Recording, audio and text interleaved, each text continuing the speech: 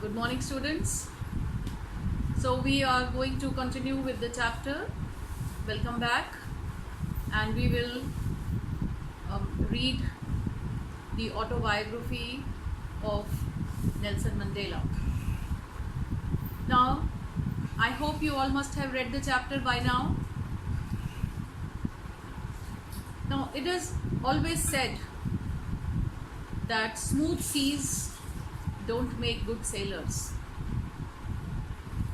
And let me tell you, children, this means that until we face adversities in our life, until we face struggles in our life, we can never be conscious of our strengths. Even Mahatma Gandhi said this, that strength is not the physical strength, but our own inner strength, and that can be found only when we face struggles, hardships in our life. According to C.S. Lewis, hardships often prepare an ordinary man for an extraordinary destiny. So, dear children, I have given you these quotes because they are very, very appropriate for Nelson Mandela.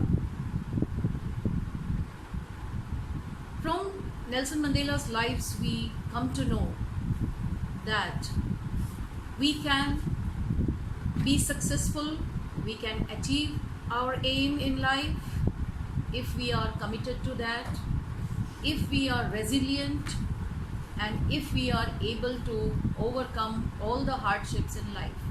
Because it is said that life is not a bed of roses. And as I told you earlier, that Nelson Mandela had to be in the prison for 30 years because of his anti-apartheid movement. Now, before proceeding further and reading the chapter, let us recapitulate what we have already read. In the previous tutorial, we had read about the inauguration. The inauguration ceremony, which was a historic occasion, according to Nelson Mandela, as he has stated in his autobiography. Nelson Mandela says that it was a historic occasion. And why was it historic occasion?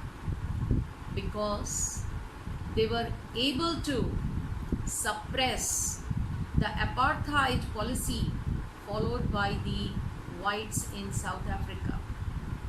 South Africa was liberated in a true sense.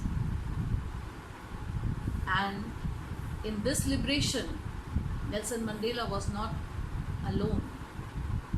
There were many anti-apartheid social activists and leaders who fought for their people, the freedom of their people.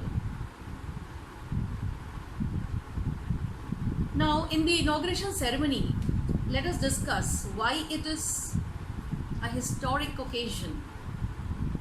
Nelson Mandela has said that it was a historic occasion because leaders, dignitaries and politicians from 140 countries had attended this occasion, and this showed their support for anti-apartheid movement. This was also historic because that was the day when he was elected as the first black president after culminating apartheid system and liberating his people from such suppression and oppression in his own country. Now, as we have read that this inauguration ceremony was full of celebrations. the people of South Africa, whether whites or blacks, they all together sang and danced with joy. The two national anthems were sung on this day, which gave a lot of happiness to Nelson Mandela also. As he has written in his autobiography that he wanted to show the people his commitment and his concern for them, as he was much aware of their suffering. So we have read about the inauguration ceremony, and on this celebration day we have also seen the military forces and the police showing their solidarity to the democratic government and to the republic at that time. They had also shown a good formation. The military forces had shown the good formation of the various jets and helicopters in the sky, leaving smoke of all the colors of the African flag. And in this way it became a joyous day for them, a day of celebration. Now on this day, what did Nelson Mandela say in his speech? He said that he was happy to see all the leaders and politicians from various countries who had arrived there to confer their support to him. He thanked them all, and on this day he was accompanied by his daughter Zenani also. And in his speech he made a resolution. What was his resolution? His resolution was to keep his countrymen, that is the people of South Africa, totally free from any kind of suppression by the other people. That is, he wanted to make his land, his beautiful land, free from any kind of oppression from anyone. Now this does not go to say that he was against his oppressors. He had a feeling for oppressors also. Now, in his speech, he prayed for his country and his countrymen. He took a resolution that not a single person will be tortured due to any kind of racism or apartheid system or any discrimination or segregation due to age, color, caste, creed and gender. So this was his resolution for his country, and he prayed for his country that the sun of glory should never set on the horizon of his country, and the glorious achievement, that is abolishing anti-apartheid, that they had achieved should always remain. So this was this speech by Nelson Mandela, which exhibits his quality of being a philanthropist. He was a humanitarian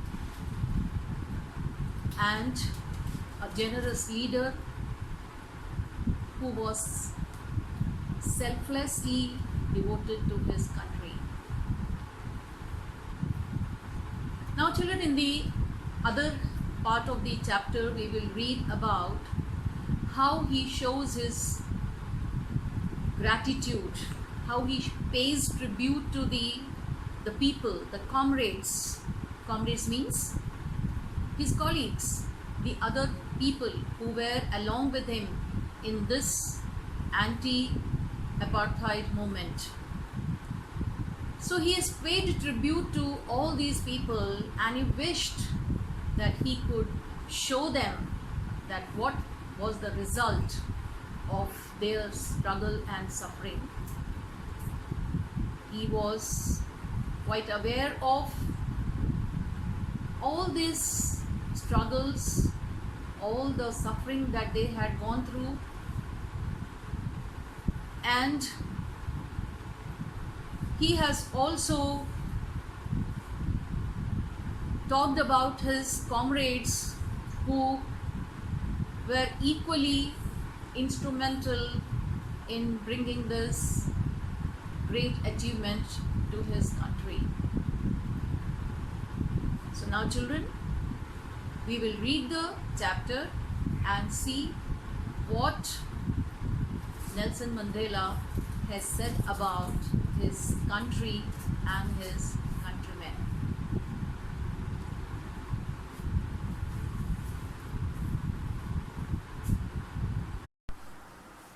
Yes, dear students, so this is the chapter in front of you. Let us start the reading. On the day of inauguration, I was overwhelmed with a sense of history. Now, this statement is very, very crucial because Nelson Mandela is nostalgic. He is thinking about the past events and the suffering that they had gone through, or the South African people had gone through, to reach to this achievement. So overwhelmed shows emotional. So on that inauguration day, Nelson Mandela says that he became very emotional and he was having a sense of history. He was thinking of the past. In the first decade of the 20th century, a few years after the bitter Anglo-Boer War and before my own birth, the white-skinned peoples of South Africa patched up their differences and erected a system of racial domination against the dark-skinned peoples of their own land. So these people, the Boers are the Dutch people who had settled in South Africa, and they, along with the white-skinned people of South Africa, they formed and erected a system of racial domination against the dark-skinned people. So, going back to the history, Nelson Mandela was reminded of the period, the decades, the first decade of 20th century when it started. After the Second World War, the Anglo-Boers, after their war, they had patched up their differences and they formed this kind of apartheid in South Africa.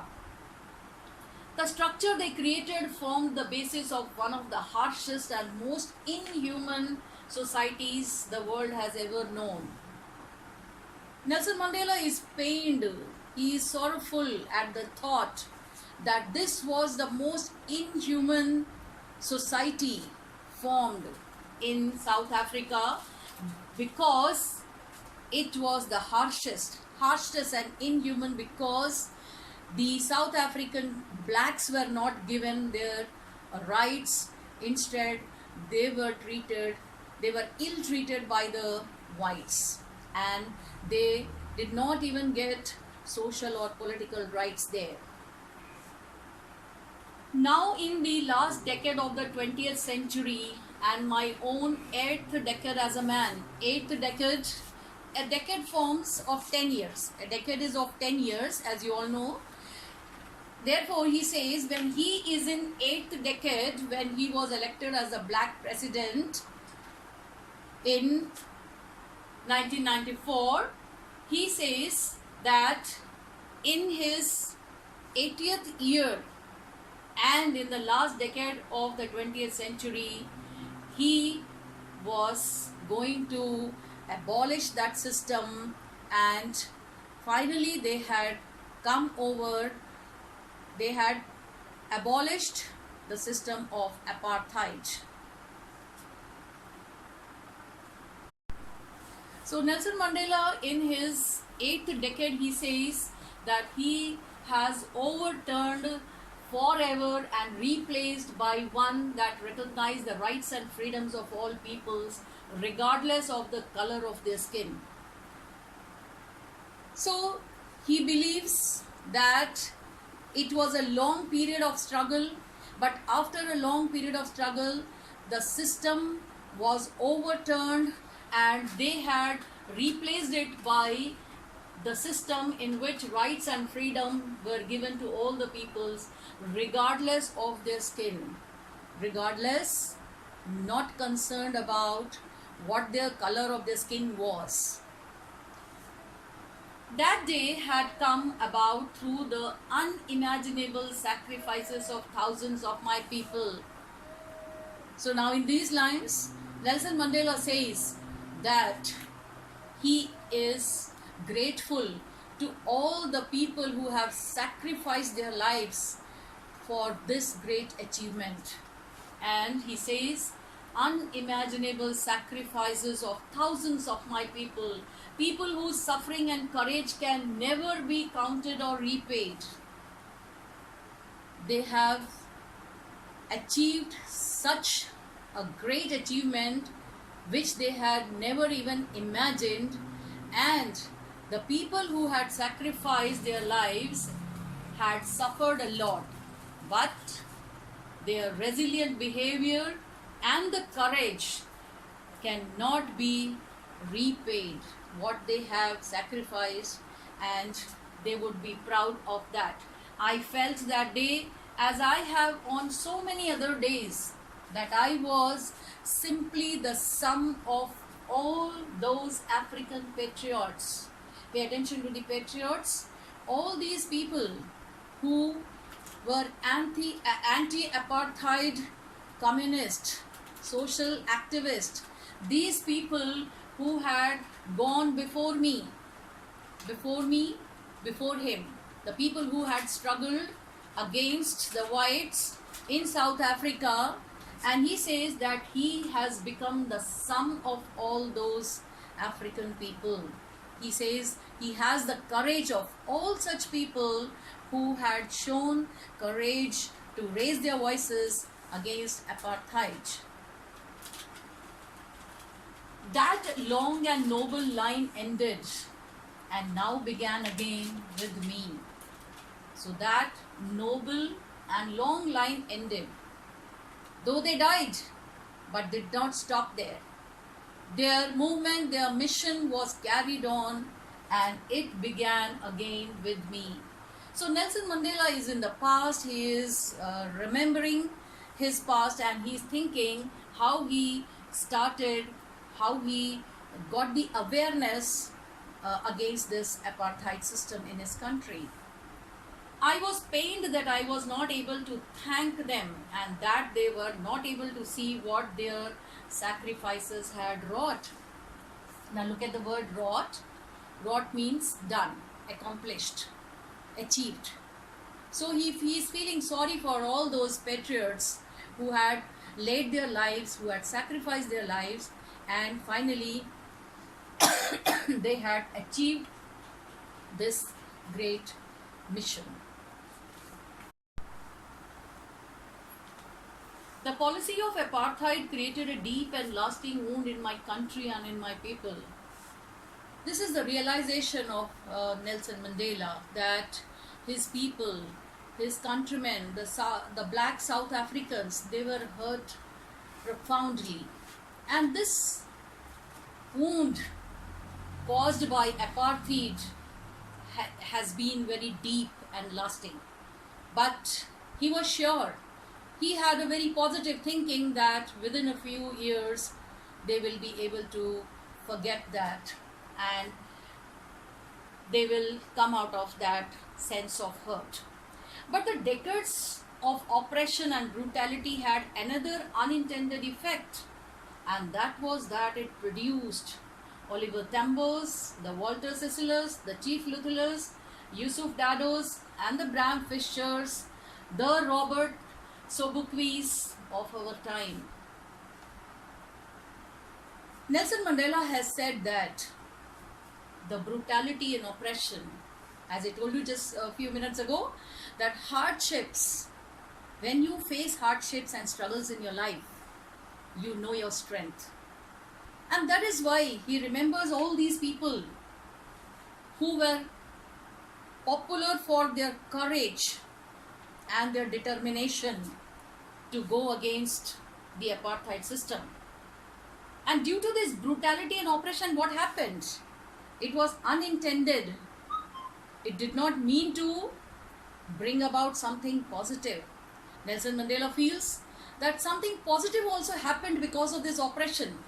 It was not only that the people were wounded, but he is able to visualize the positive outcome of this, and the positive outcome of this is that he could find such comrades, such colleagues, such group members who were full of courage.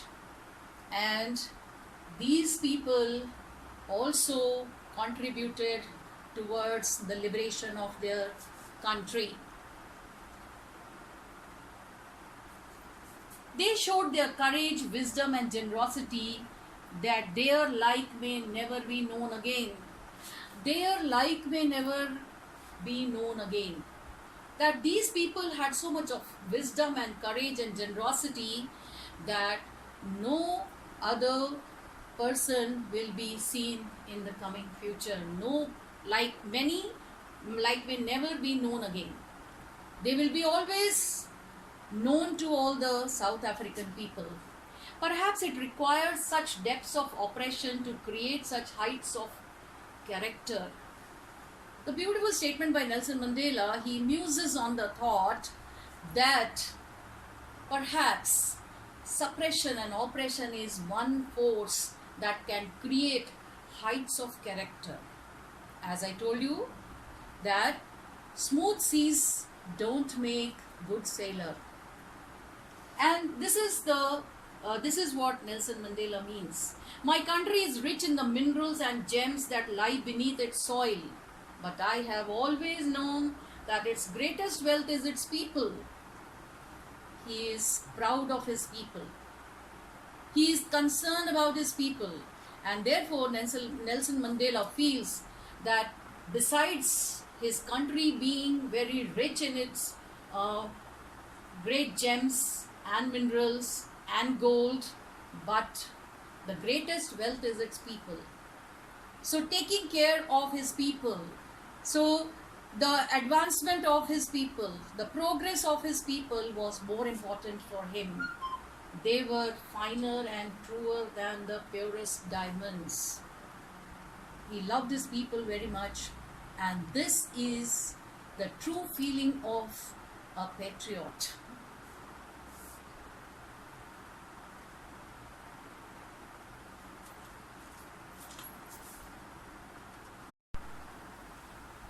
It is from these comrades in the struggle that I learned the meaning of courage. Now, Nelson Mandela has told about the courage. What is the source of courage that he got? He received the courage. The courage was born in him due to the struggle faced by the comrades. Comrades means the friends, the group members, the colleagues who were together with him in this anti-apartheid social activism. Time and again have seen men and women risk and give their lives for an idea. I have seen men stand up to attack and torture without breaking, showing a strength and resilience that defies the imagination. Now, Nelson Mandela in this sentence says that there he has seen many men and women who were brave enough to risk their lives against the torture that they were facing. He had seen men stand up to the attacks and torture without breaking. Without breaking means without surrendering. They had the courage to pull themselves through such a situation where they were tortured to the extreme. And such a resilience, dear students, it means to ability to overcome the problems and hurdles and the torture, hardships of life and move on. And the resilience was such that defies the imagination. Defies the imagination means which one cannot even imagine. Such was the courage in them. I learned that courage was not the absence of fear. So what is his definition of courage? Nelson Mandela remembers and he feels that for him, he learned that courage was not the absence of fear, but it was the triumph over it. When one does not surrender in front of the tortures and the problems and be afraid of it. And on the other hand, when he overcomes it, when he wins over it, and that is called as courage. If a person is courage, that does not mean that he has no fear.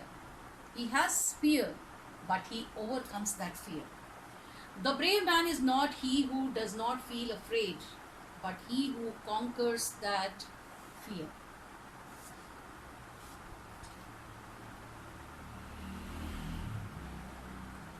No one is born hating another person because the color of his skin or his background or his religion. People must learn to hate, and if they can learn to hate, they can be taught to love. This is a very, very wise statement made by Nelson Mandela. His wisdom is shown in this line. He says that if the people can learn to hate others, then why can't the people be taught to love other people? Why there should be a discrimination among the people due to their color of the skin and the background or the religion?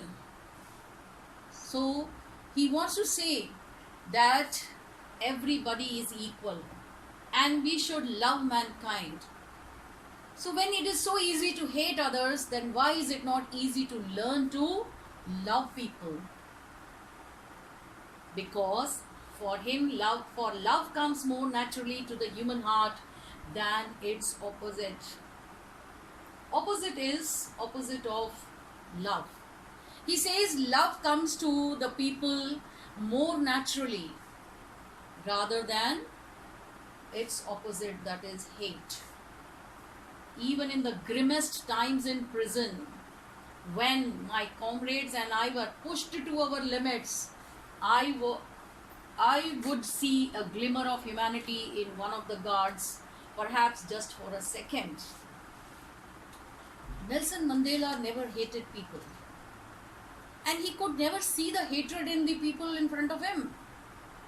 And he says when he and his comrades were in the grimmest times in the prison, when in the very, very sorrowful and serious times in the prison, when they were imprisoned there also he was able to see a glimmer of humanity in one of the guards, even though it was for a second. But he could see that all the guards were very strict to them. They were very cruel to them. But one of the guards showed a sense of human feelings. He showed humanity. He was having some sympathy for these people when they were being pushed to our limits. The push to our limits means the limit of suffering, the limit of finding themselves in a torturous situation, perhaps just for a second, but it was enough to reassure me and keep me going. So in this way, that glimmer, that short light of humanity that he saw in the guards, in one of the guards, he felt that he can keep going, and that was that he can think of, he can wish for some sympathy and something that he is looking for. Man's goodness is a flame that can be hidden but never extinguished. So Nelson Mandela has said that man's goodness is a flame within him which can be hidden by hatred, jealousy, or cruelty, but it can never be extinguished. You can put a cover on the generous side or quality of your personality, but it can never be extinguished. There is a spark of humanity and generosity in every person. In life, every man has twin obligations to his family, to his parents, to his wife and children, and he has an obligation to his people, his community, his country. So Nelson Mandela felt the responsibility. He says that every man in his life has two responsibilities to take care of. One obligation is towards his family, his parents, his children, and the other is towards his country. In a civil and humane society, each man is able to fulfill those obligations. In a civil and humane society. Now, I hope you understand what is civil. Civil means civilized people, where people are civilized and following the rules and regulation, following the laws, where there is law, the establishment of law in the society. Only there these obligations can be fulfilled. But where there is hatred, where there is discrimination of the blacks and whites, then these obligations cannot be fulfilled satisfactorily. And therefore he says each man is able to fulfill those obligations in such a society where there is humanism according to his own inclinations and abilities. But in a country like South Africa, it was almost impossible for a man of my birth and color to fulfill both of these obligations. Why does he think that in South Africa he was not able to, or any person in South Africa was unable to fulfill these obligations, to take up the responsibilities? Yes, because there was apartheid system followed, and these people were so suppressed, so tortured, that mentally and physically they were not feeling free. In South Africa, a man of color who attempted to live as a human being was punished and isolated. In South Africa, a man who tried to fulfill his duty to his people was inevitably ripped from his family and his home and was forced to live a life apart, a twilight existence of secrecy and rebellion.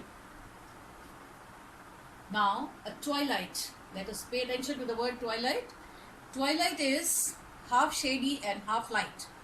Or twilight is actually the situation when the day is over and the night begins. So at that time, the twilight existence of secrecy and rebellion, this life the person had to lead because he was ripped from his family. Pay attention to the word ripped. Ripped means cut off, taken away from his family. And who did that? The whites. The whites, because of this system, had oppressed the people.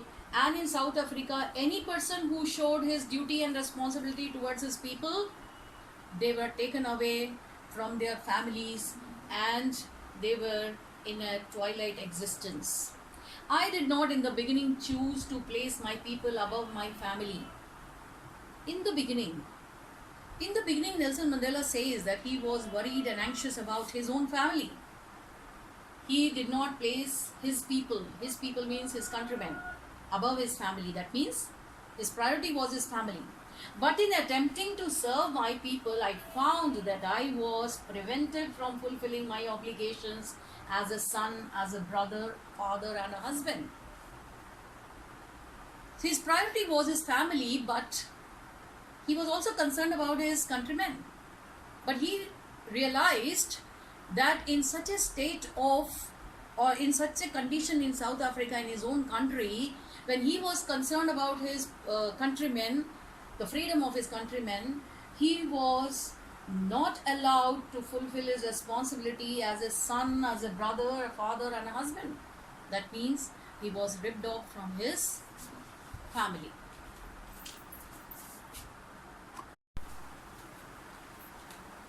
I was not born with a hunger to be free. I was born free. So Nelson Mandela felt that he was born free. It was not that he had to beg for his freedom. He says that I did not have to have a hunger to be free.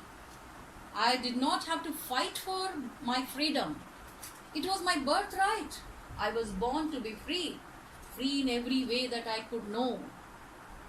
Initially, when he was young, he did not know anything about what was happening in his country. He says that he enjoyed his freedom, free to run in the fields near my mother's hut, free to swim in the cleared stream that ran through my village, free to roast mealies under the stars and ride the broad backs of slow-moving bulls.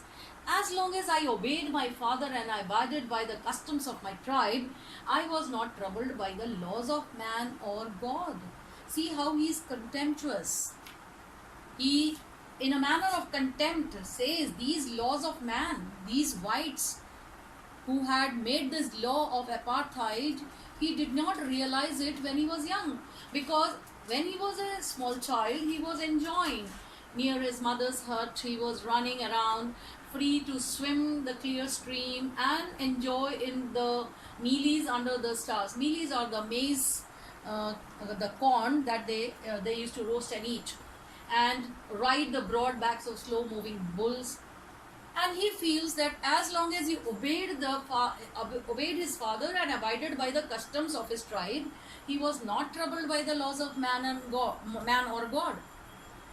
This shows that he was unaware of what was going on in his society only when he grew up. So Nelson Mandela is remembering all the past now, as I told you in the beginning, that he is remembering that he when he was a small boy, he was enjoying with his family and he was abiding by the customs of his tribe and his obeying his father. So that was the way a child used to live in his house. It was only when I began to learn that my boyhood freedom was an illusion. And after that, when he grew up as a young boy, in his boyhood, he felt that his freedom was an illusion. Illusion means a fake thing, which is not real. It was an unreal kind of freedom. It was not freedom actually.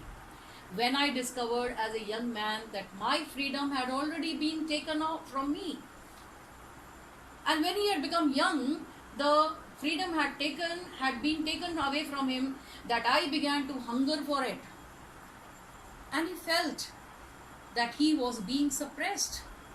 As a child, he did not feel the suppression because his father, his family may be feeling that, but they did not tell them to their children. Only he came to know about this suppression and oppression by the whites when he became a young man. At first as a student, I wanted freedom only for myself. The transitory freedoms of being able to stay out at night. So as a young man, he wanted his freedom only. To enjoy as a young man, to stay out at night.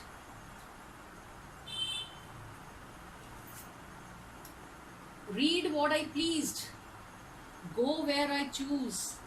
Later, as a young man in Johannesburg, I yearned for the basic and honorable freedoms of achieving my potential, of earning my keep, of marrying and having a family, the freedom not to be obstructed in a lawful life.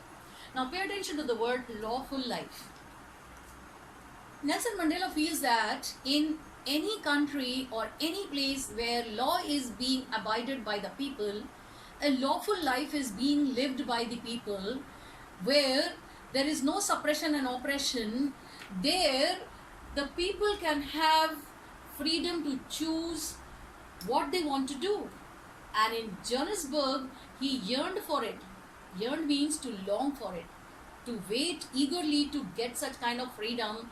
He wanted to, as a young man, he wanted to achieve his potential, his abilities. According to his abilities, he wanted to achieve something in life as a young man. And he wanted to have his earnings, marrying and having a family. So he wanted such an unobstructed freedom. But as a young man, what happened to him? He realized that he is not a free man. And why he was not feeling the freedom there? Because of this, the suppression of the whites. But then I slowly saw that not only was I not free, but my brothers and sisters were not free. Saw that it was not just my freedom that was curtailed, but the freedom of everyone who looked like I did.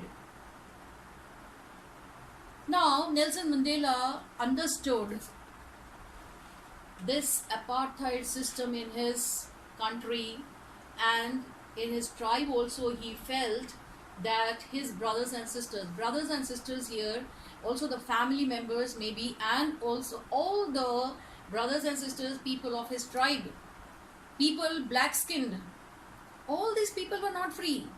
Earlier he was feeling that the freedom is not being given to him, but he later realized that all the people who looked like I did means I was a black, and every person who in South Africa who was looking like me or who was a black South African was not given the freedom. Their freedom was curtailed. The freedom was not given to them. It was stopped. That is when I joined the African National Congress. So he joined the African National Congress as a young man at that time, when he realized that all the blacks in South Africa were not able to enjoy a free life. And that is when the hunger for my own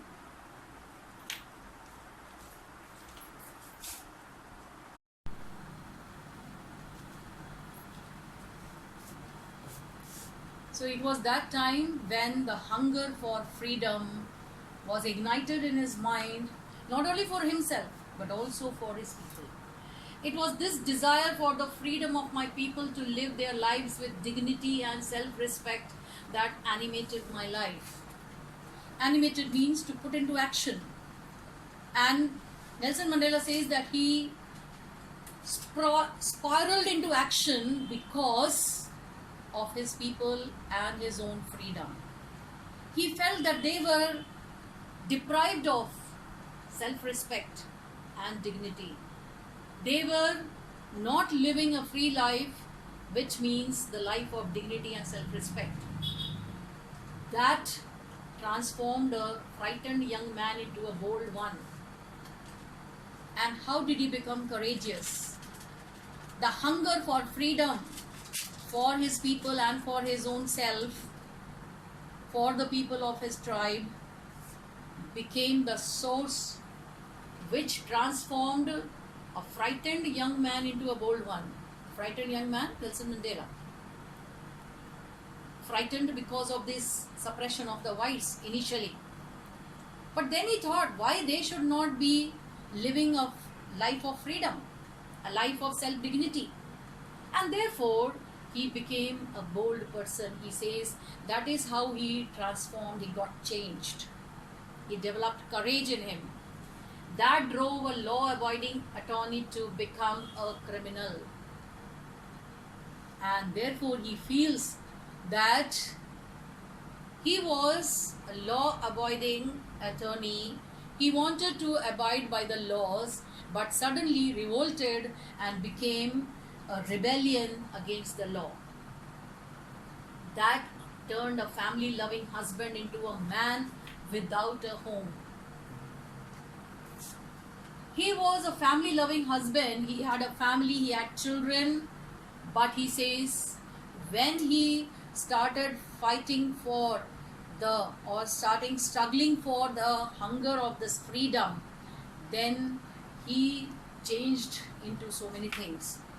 He was forced to be a man without a home. Just a few lines ago, you had come to know that anyone who revolted or rebelled against the system or who did not abide by the laws, they were ripped off from their families, they were taken away from their families, and they were forced to live alone. And that is why he says, a life-loving man. He was a life-loving man, but he was forced to live like a monk. Monks are the people of a religious community who vow to lead a life of poverty and chastity. I am no more virtuous or self-sacrificing than the next man. But I found that I could not even enjoy the poor and limited freedoms I was allowed when I knew my people were not free. So he was feeling that he was no more virtuous and self-sacrificing. He did not want to continue with the system that was going on in South Africa. And so he feels that even when he was given whatever freedom they were given, he did not want to enjoy that, because he could not enjoy that because he felt that his people were also not free. And he found that any next man, any person in his tribe was not happy with this kind of system. Everybody wanted to be free. Freedom is indivisible. So what does he say about freedom? What does he say about freedom is that the freedom is indivisible. It cannot be divided into whites and blacks. Freedom is the birthright of every person. The chains on any one of my people were the chains on all of them. So these restrictions or this oppression is compared to chains. And Nelson Mandela says that these chains on any one of my people, any one of my people, were the chains on all of them. If a restriction was posed on one black, it means it was the restriction posed on all the blacks there. And he says that the chains on all of my people were the chains on me. So the chain, the restrictions, the suppression, the oppression due to apartheid was not on one person. It was for the whole community, and everybody was deprived of their rights. I knew that the oppressor must be liberated just as surely as the oppressed. He does not have any ill feelings for the oppressors also. He feels that the oppressors are also the men, but they have suppressed their humanity. They have suppressed their magnanimity, their generosity, their good feelings under the cover of cruelty. And therefore he says, who is the oppressor? The oppressor himself is a person who has suppressed his good feelings by the cruel feelings, and therefore he needs to be liberated. The oppressor and the oppressed, both are supposed to be liberated. Both are supposed to get freedom. They should be free from such kind of restriction. And therefore, a man who takes away another man's freedom is a prisoner of hatred. So, according to him, an oppressor is also a person. And when he takes away the freedom of somebody else, that means he has become the prisoner of hatred, because his feelings of love and sympathy are locked inside, and he becomes a prisoner of hatred. Hatred governs him, feeling of hatred and inhuman feelings cover him and lock him. Therefore, he is a prisoner.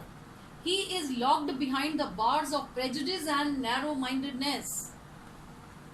He is a oppressed person himself.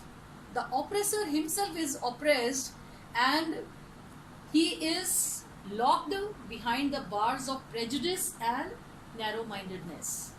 Prejudice means the feeling of hatred without any reason. When you have a deep hatred for somebody or some community, for someone, so they are behind the bars. Behind the bars means they are also not free. They are also imprisoned. And who has imprisoned the oppressed? The feelings of hatred, prejudice, and narrow mindedness. I am not truly free if I am taking away someone else's freedom. So, according to Nelson Mandela, if somebody thinks of taking away somebody's freedom, making him his slave, posing restrictions on someone, that means that person himself is a slave of such ill feelings.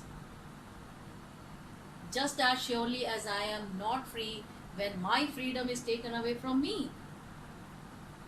So, if you take away my freedom, if you take away the freedom of any person, that person has lost his freedom.